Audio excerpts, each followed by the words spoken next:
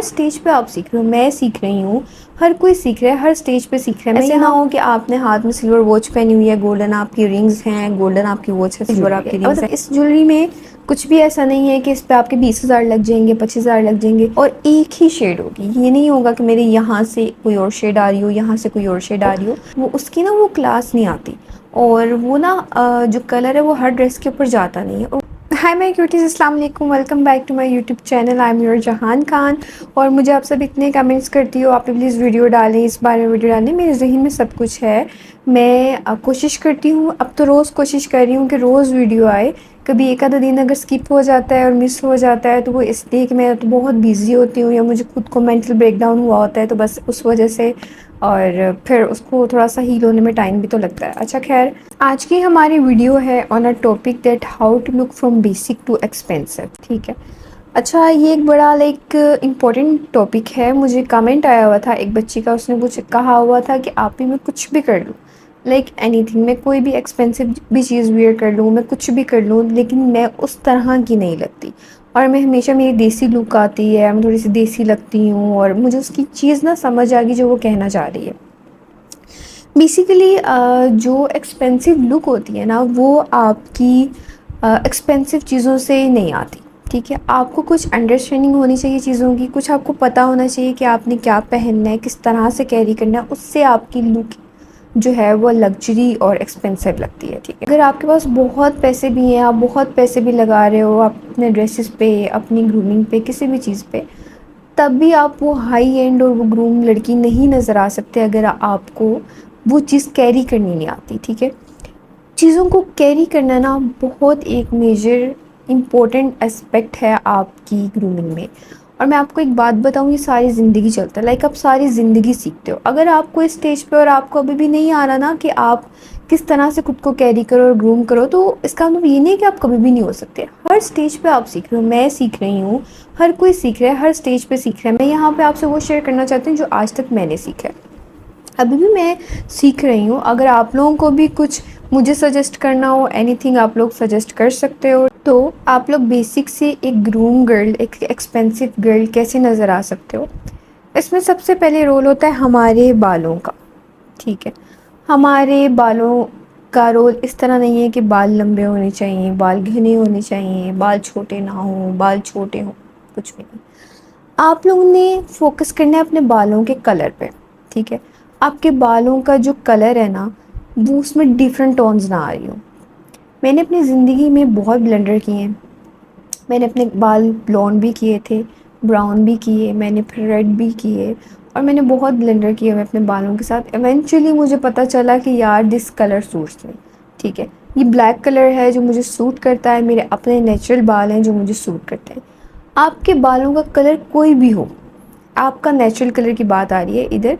वैसे भी हम जो एशियन स्किन टोन्स है ना, इनको ब्लॉन्ड, ऐश, ये वाले कलर सूट नहीं करते। ठीक है, आपको लग रहा होता है कि आपको ये कलर सूट करते हैं, पर आपको ये कलर सूट नहीं करते। जो स्किन टोन हमारी है ना, हम पे ये कलर सूट नहीं करते। हम पे वन शेड सूट करती है और बहुत डार्क शेड। ठीक है, अब वो डार्क शेड आपकी ब्लैक में हो सकती है, वो डार्क शेड आपकी मैरून में हो सकती है, वो डार्क शेड आपकी ब्राउन में हो सकती है। ठीक है, लेकिन डार्केस्ट शेड, ठीक है, एक तो ये है कि आपके बालों की एक शेड होनी चाहिए। ठीक है, अगर आप फॉर एग्जांपल हाईलाइट से ब्लाज में भी आ रहे हो, अगर आप उसको मेंटेन कर सकते हो आप रखो, लेकिन वो भी डार्कर साइड पे। ठीक है, बहुत लाइट नहीं, बहुत लाइट बाल अच्छे नहीं लगते, और अब बहुत लाइट बालों का फैशन भी नहीं है। ठीक है, आप लोग, आपकी स्किन टोन जो भी है, अगर आपको ब्राउन पसंद है, आपको शौक है डाई का, तो आप उसको डार्क ब्राउन करो। ठीक है, आपको पता चल जाएगा कि जो मैं बात कर रही हूँ ना, जब आप अपने बालों को, हमारी स्किन टोन, हम जैसे स्किन टोन की लड़कियाँ जब अपने बालों को डार्क साइड पे लेके जाती हैं ना, डार्क करती हैं, अपने बालों को डार्क डाई करती हैं, तो हमारे फीचर्स एकदम से इन्हेंस हो जाते हैं। ठीक है, मैं आप लोगों से अपनी शेयर करूँगी पिक्चर्स भी। जब मैं ब्लॉन्ड में थी तो मुझे अपनी आईब्रोज भी ब्लॉन्ड ब्राउन से डाई करवानी पड़ती थी, और आपकी पूरी लुक जो है वो चेंज हो जाती है। अब जो मेरी लुक है, मैं इसमें कंफर्टेबल, बिकॉज़ मुझे ना तो इतना मेंटेन करना पड़ता है इस चीज़ को, ना मुझे इतना तंग होना पड़ता है कि मैं टचअप्स करवाऊँ और मैं जाके इस चीज़, हाँ, अगर मैं इसको ब्राउन करना चाहती हूँ तो मैं इसको बहुत डार्क ब्राउन में लेके जाऊँगी और एक ही शेड होगी। ये नहीं होगा कि मेरे यहाँ से कोई और शेड आ रही हो, यहाँ से कोई और शेड आ रही हो। तो आपने भी मेक श्योर करना है कि आपके बाल एक शेड में हो और डार्क शेड हो, ठीक है। और जो आपके बालों का कलर है वही उससे थोड़ी सी डार्क शेड आपकी आईब्रोज़ की हो।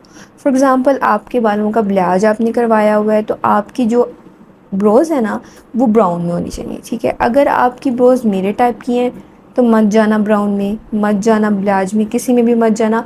हाँ, ब्लाउज में जा सकते हो अगर आपकी बेस ब्लैक हो, फिर आप लोग जा सकते हो। अगर आप बेस ब्लैक रखो और अपने नीचे से बाल को भी ब्राउन या कोई भी ब्लाउज में डाई करवा लो तो फिर आप लोग ब्लाउज रख सकते हो। अगर आपकी बेस ब्लैक नहीं है ना तो आपको बिल्कुल भी कोई भी हेयर कलर सूट नहीं करेगा, ठीक है। आपने अपनी आईब्रोज़ के साथ अपना एक तो हेयर कलर मैच करना है और एक डार्क शेड, ठीक है। ये दो चीज़ें जो आपने याद रखनी है और आप लोगों को इंस्टेंटली इसमें अपनी लुक में आपको फ़र्क नज़र आएगा, क्योंकि हेयर डाइज़ वगैरह हर कोई करवा रहा है, वो बहुत ट्रेंडिंग में है हेयर डाइज़, ठीक है। लेकिन अकॉर्डिंग टू मी अगर आप बाल डाई करवाते हो और आप उसको समझते हो कि आप उससे बहुत एक्सपेंसिव लगोगे या आप 60 से 70 हज़ार अपने बालों पे लगा के सोचते हो कि नहीं अब आप अच्छे लगोगे, ये चीज़ मैटर नहीं करती। मैटर करता है कि आपकी स्किन टोन क्या है और आपके बालों का कलर क्या है। जो कलर आपके बालों पे आपकी स्किन टोन पे उठता है ना आपने वो कलर कराना है और लाइट में नहीं जाना, आपने हमेशा डार्क में जाना है और अपनी आईब्रोज़ के साथ अपने बालों का कलर मैच करना है। पहली चीज़ ये हो गई। दूसरी चीज़ है आपकी ज्वेलरी, ठीक है। अब मुझे आपने हमेशा देखा होगा लाइक मैं बहुत ज़्यादा ज्वेलरी वेयर नहीं करती, लेस इज़ मोर वाली बंदी हूँ। तो आपको ज्वेलरी में बस मिनिमम से ज्वेलरी चाहिए। फॉर एग्ज़ाम्पल आपकी स्किन टोन, हम एशियंस पे ज़्यादातर गोल्डन ही सूट करती है। गोल्डन डज़न्ट मीन आपने गोल्ड के बड़े बड़े ईयरिंग्स पहन लेने हैं, गोल्ड के ब्रेसलेट्स पहन लेने हैं, ठीक है। ये चीज़ें भी अच्छी लगती हैं लेकिन कभी कभी, ठीक है। आपने अगर गोल्ड में कुछ चीज़ बनवानी भी है तो आप मिनिमम सा बनवाओ, ठीक है। फॉर एग्ज़ाम्पल मुझे अब अगर मैं आपको अपनी एग्ज़ाम्पल दूँ तो मुझे जो वो बालियाँ होती हैं ना, ये बालियाँ, ये वाले जो हुप्स होते हैं मुझे पसंद नहीं है, ठीक है। मुझे डेली वेयर में कैरी करना और उसको वियर करना मुझे नहीं पसंद, ठीक है। अब आपने क्या करना है कि अगर आप चाहते हो कि आप एक ऐसी मेंटेनेंस की तरफ जाओ जिसको आप अपने घर में भी कैरी कर सको, जिसको आप कैरी करने में आसानी भी और आपके इतने पैसे भी ना लगे, तो आप क्या करो कि आपने एक वॉच बाय करनी है। आपके पास 2 वॉच होनी चाहिए या एक होनी चाहिए। अब एक कौन सी होनी चाहिए? एक वो वॉच होनी चाहिए जो आपकी लाइक प्रॉपर गोल्डन हो, ठीक है। प्रॉपर गोल्डन हो और एक प्रॉपर सिल्वर हो। अगर आप 2 नहीं बाय कर सकते तो आपने एक बाय करनी है जिसमें सिल्वर टच भी हो और गोल्डन टच भी हो। अब मैं हूँ, मेरे पास जो है वो सिल्वर भी है, वो गोल्डन भी है, 2-3 ही वॉच है मेरे पास। एक सिल्वर में है, एक गोल्डन में और एक मिक्स है, ठीक है। जो मैं ज़्यादा पहनती हूँ वो मैं इस टाइप की वॉच पहनती हूँ। आपने क्या करना है, आपके पास 2 वॉच होनी चाहिए, एक सिल्वर और एक गोल्डन में, ठीक है। अब आपने सिल्वर कप पहननी है और गोल्डन कप पहनी है। तो पहले मैं बताऊंगी गोल्डन आप कहाँ कैरी करोगे। आपने गोल्डन वॉच अपनी कैरी करनी सब ड्रेसेस के साथ, ठीक है। हर ड्रेस के साथ चली जाती है। गोल्डन के साथ आपने गोल्डन रिंग लगानी है, ठीक है। जिस हाथ में आपकी गोल्डन वॉच होगी उसी में आपके साथ गोल्डन रिंग होगी। ऐसी कोई रिंग ले लो। तो आपने क्या करना है, एक वॉच रखनी है, उसके साथ में आपने रिंग रखनी है, दूसरे हाथ में आपके ब्रेसलेट्स होने चाहिए। ब्रेसलेट्स नहीं, ब्रेसलेट कर लो। एक आपको जो राउंड ब्रेसलेट पसंद है वो राउंड कर लो, लेकिन मेरा ये होता है कि मैं एक हाथ में वॉच पहनती हूँ और एक हाथ में ये वाली चेन्स वाले ब्रेसलेट, और ये बहुत ही सस्ते सस्ते मिल जाते हैं। 1000 का भी आपको मिल जाता है, 2000 का भी मिल जाता है आपको। और आपकी रिंग्स, ये ब्रेसलेट है। अब इस ब्रेसलेट के साथ आपकी यहाँ पे तो सिंपल रिंग आ गई ना, इस हाथ में आपने थोड़ी पर्ल्स वाली रिंग पहननी है, ठीक है।